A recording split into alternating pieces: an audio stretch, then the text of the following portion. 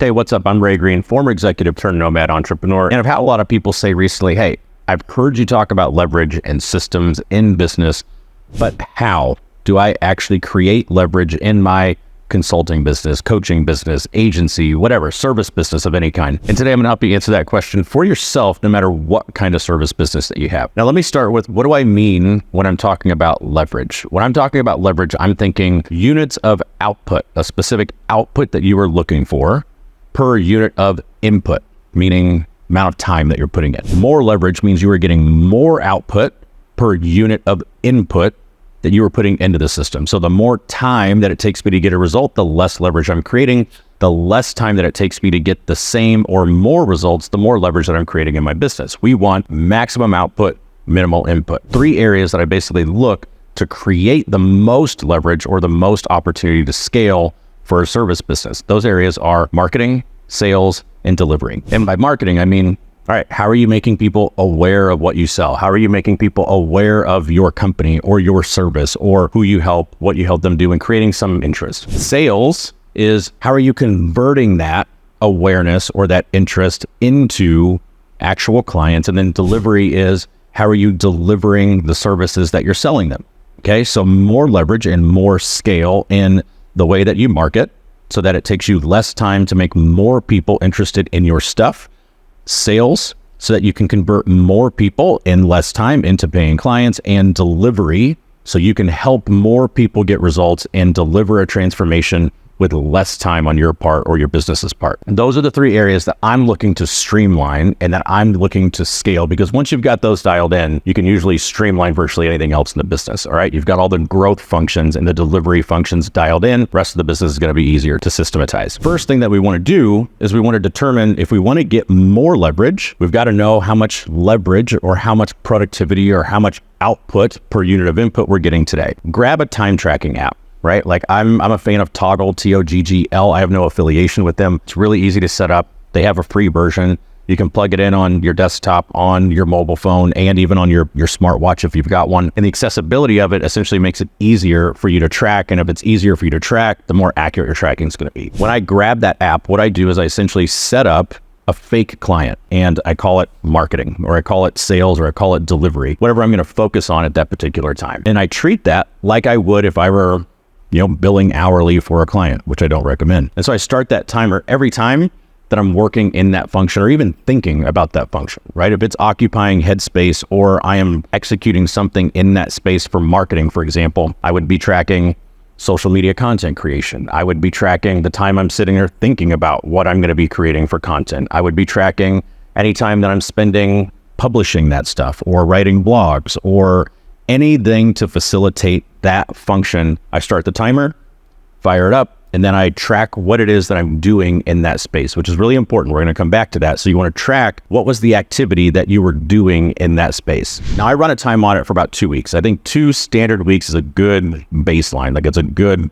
place to start. You've got 2 weeks of your time audit. I run that. At the end of that, I grab a report. And now what you have is you have 2 weeks of data showing what you did in that time for that function. Now that gives us the inputs, okay? That gives us the amount of time that we have invested in that function specifically. Now we want to determine the output, right? It's basically a ratio here. I shouldn't do math in public, but we're going to do just a little bit of math here. Not too much, I promise. For many of you, that's going to be new clients or new client revenue or new client sales. If you picked marketing, maybe you are doing some audience building today for sales or growth later on, all right? That's fine, but I want you to pick one specific metric, right? We can't pick followers and likes and impressions and reach and sales. We want to pick one because we are trying to create maximum leverage for the thing that matters most. So we've got our inputs. Let's say that's 30 hours, right? We've invested 30 hours in marketing in the past 2 weeks on our audit. Cool.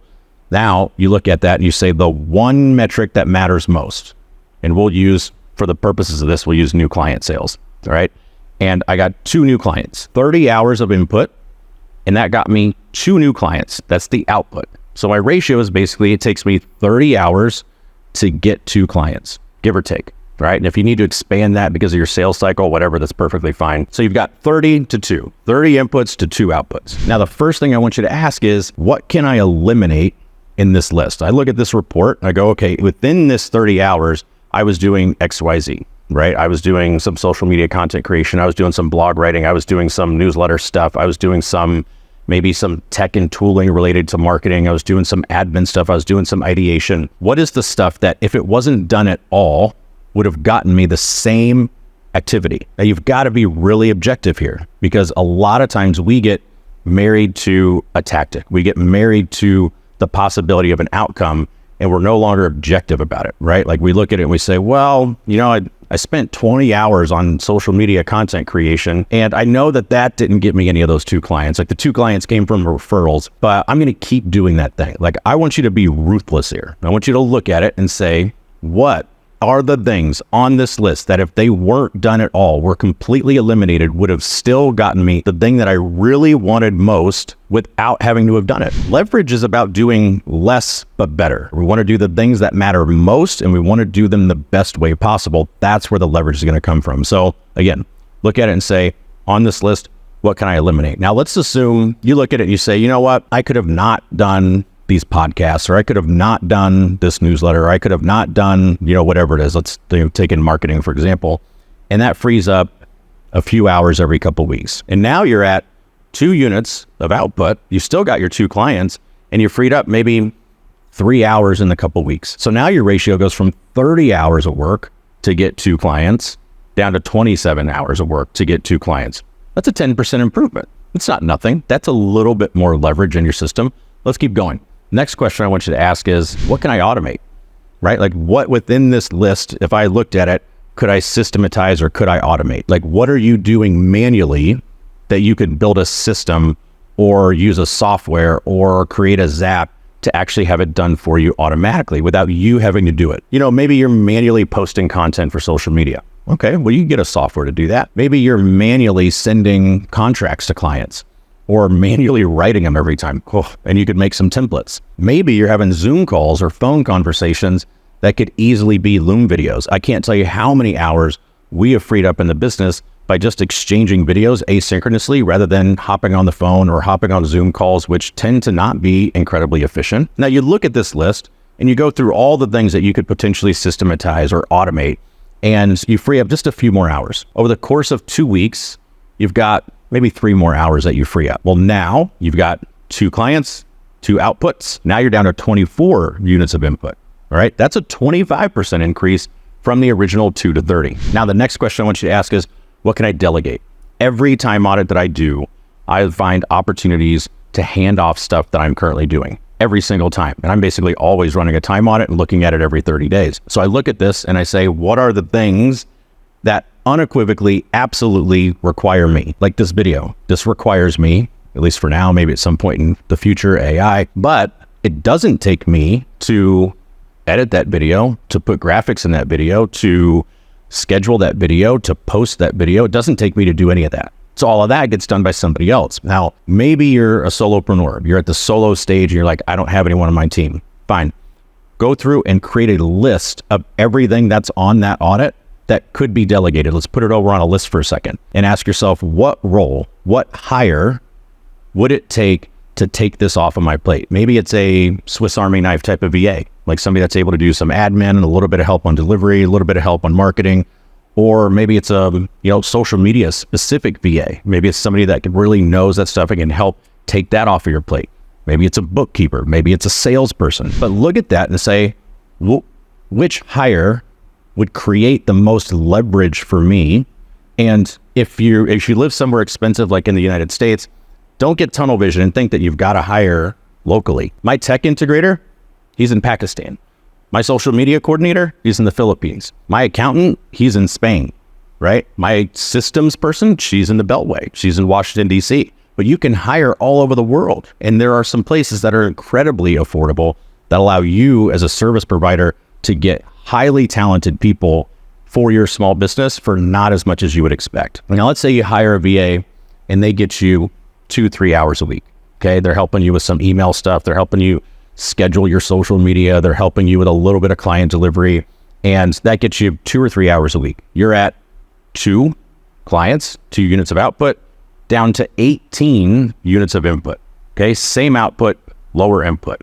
You've now increased your productivity levels and created leverage in your business to the tune of about 67%, right? From the original 2 to 30. Now there's one more question I want you to ask. We've asked, what can I eliminate? What can I automate?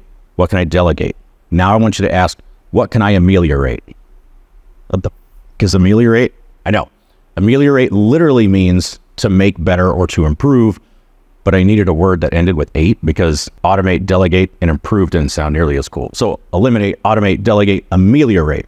What can I make better? What can I do better? What can I improve such that what I've been focusing on is the inputs, like reducing the inputs, but what can I do on this list to make better so that I increase the output, right? That's still a form of leverage. At this point, if you've eliminated the stuff that you can, automated the stuff that you can, delegated the stuff that you can, what should be left are the essentials. And those should be the things that we look at. How do we improve these things?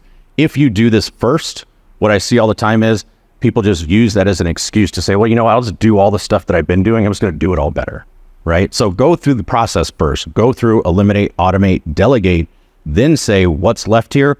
What can I make better? Can I go to my website and improve the copy that I know that I should be doing? Can I re-record that video sales letter that I know I should have re-recorded a while ago? What are the things that are in there on your audit that you can actually make better and increase the outputs? Now, let's assume you do these things. Let's assume these improvements that you make get you 1 extra client per month, 1 new client sale per month. That's the output we want. And we did a 2-week audit, so half a client. Okay, so we now have 2.5 clients. Can't get a half a client, but 2.5 clients per 18 units of input. Now what we've done is we've increased our productivity levels or leverage 108%. We have literally doubled the amount of output per unit of input. That is maximum leverage. That is what I'm talking about, especially in a service business when it comes to those areas that are marketing related, sales related, delivery related.